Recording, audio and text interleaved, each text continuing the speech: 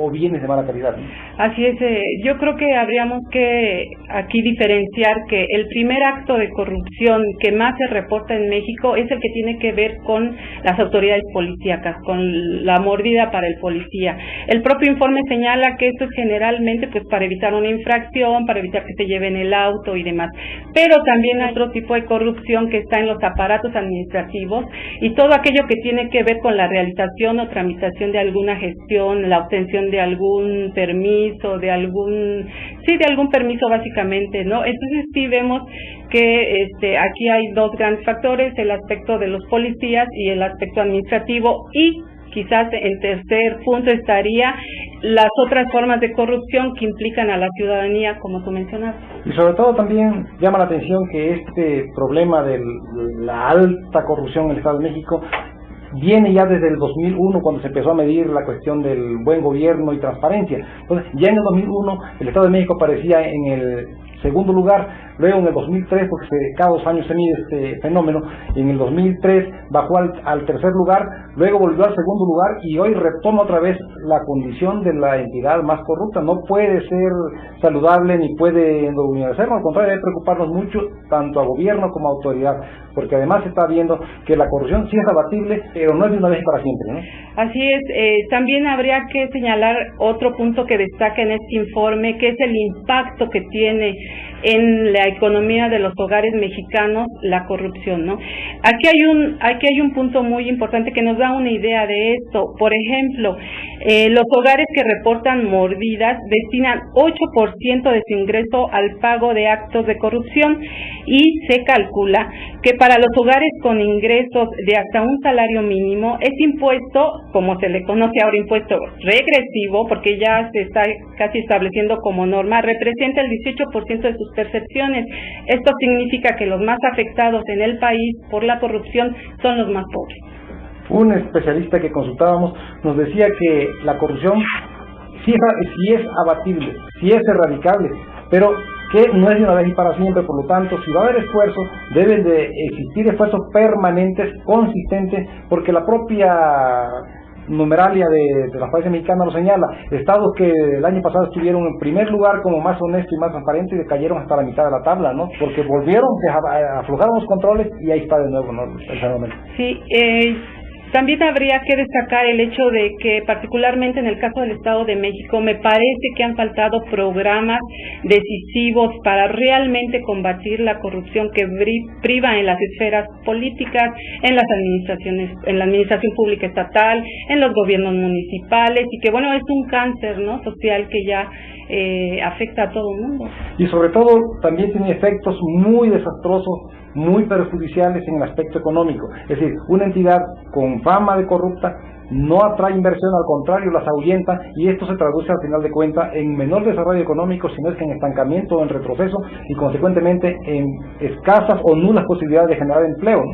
Sí, tienes mucha razón, porque precisamente la corrupción también va muy ligada al desvío de los recursos públicos, ¿no? ¿A dónde van a parar esos recursos públicos? No se aplican adecuadamente, no hay programas efectivos que transparenten su aplicación y no se realizan las obras. El propio Transparencia Mexicana también lo señala, ¿no?, que tiene mucho que ver con el desvío de los recursos públicos. También hay otra instancia como Transparencia Internacional del reporte 2006, que señala también que en los recursos públicos hay un gran descontrol y se prestan a la corrupción. Yo creo que más que no gusta, debe preocuparnos mucho y ocuparnos también, más que disgustarnos y quizás rechazar de entrada lo que está como falso, lo que están señalando. Hay que tomar medidas y acciones enérgicas de la magnitud, de la dimensión que es este problema de la corrupción, pero tanto gobierno como también sociedad. Sí, sin duda que ese es otro aspecto que debemos de llamar la atención, la otra forma de corrupción, ¿no?, la corrupción ciudadana, que también tiene que ver con aspectos de cómo se comporta la gente socialmente en sus actividades diarias, quienes se pasan el alto, quienes ofrecen la mordida. Es decir, hay mucho que hacer, Macario, pero creo que sí tendríamos que llamar la atención para empezar precisamente desde las altas esferas, ¿no?, desde la educación. Este problema lo seguiremos examinando, porque no va a parar. Ya vimos que en el 2001, en la época que era un sexenio que suponía que era pues poco honesto, ya existía y sigue existiendo ahora. Ok, Macario, bueno, el tiempo para este tema se nos ha terminado. Vamos a un corte y regresamos.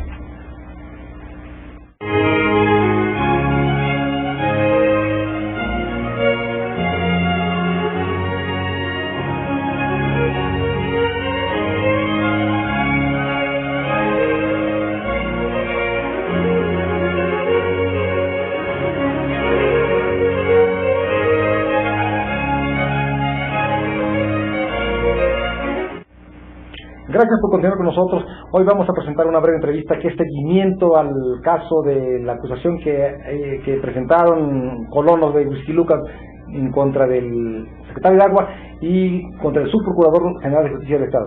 Sí, Macario, para pasar al tema, ¿qué les parece si vemos la entrevista al diputado Carlos Alberto Pérez Cuevas, presidente de la Comisión de Procuración y Administración de Justicia del Congreso Local? Adelante. Pues es una mera especulación porque todavía de momento no hay documentos centrales que nos digan. Yo creo que en este caso hay que ser muy puntuales, sobre todo cuando existen denuncias y no han sido formuladas como tal. Yo diría que si el esquema es que se cree que hay un elemento ahí fuerte de eso, que pudiese estarse presentando la denuncia formal, ¿no? La denuncia formal. Que no sería adecuado. Yo lo que creo es que siempre que hay una imputación contra algún funcionario, sea quien sea, yo creo que lo correcto sería salir y dar la versión particular de los hechos. O bien algunos esperan hasta que haya una imputación directa, es más denuncia, y lo anuncian. Pero yo creo que en este momento lo que está haciendo el diputado pues es loable, ya lo llevó a la Comisión de Justicia, que no era el lugar donde se tenía que discutir porque primero tiene que entrar al Congreso por los conductos adecuados. Ya lo turnó a nuestra Diputación Permanente. Yo a su vez ya lo turné a la Junta de Coordinación para que en esta conferencia de programación de los eventos a desahogar se le pueda estar dando turno, ¿no? Incorporamos este tema al programa de este día porque queríamos conocer la versión de los que eran acusados directamente, específicamente al subprocurador general de Justicia, Alger Escobar Cuevas. Sin embargo, fuimos a buscarlos, no le interesó dar su versión, y esto nos pareció de entrada no muy positivo porque como servidor público debería estar obligado a rendir cuentas y aclarar las cosas en que lo involucran, sobre todo en una acusación tan delicada como esta, ¿no? Sí, Macario, pues es un tema que está indiscutiblemente ligado al asunto de la corrupción que revisamos en el programa, y para muestra un botón, ¿no? Se trata de un predio que era propiedad del gobierno del estado y que de alguna u otra forma durante la administración de David Korenfeld como alcalde de Huixquilucan aparece a nombre de un particular. ¿Qué operación se hizo al respecto?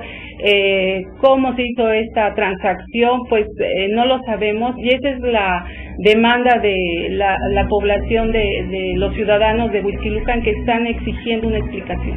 Obviamente tiene razón tú en señalar esto, que ese predio que está en discusión pertenece al gobierno del Estado de México.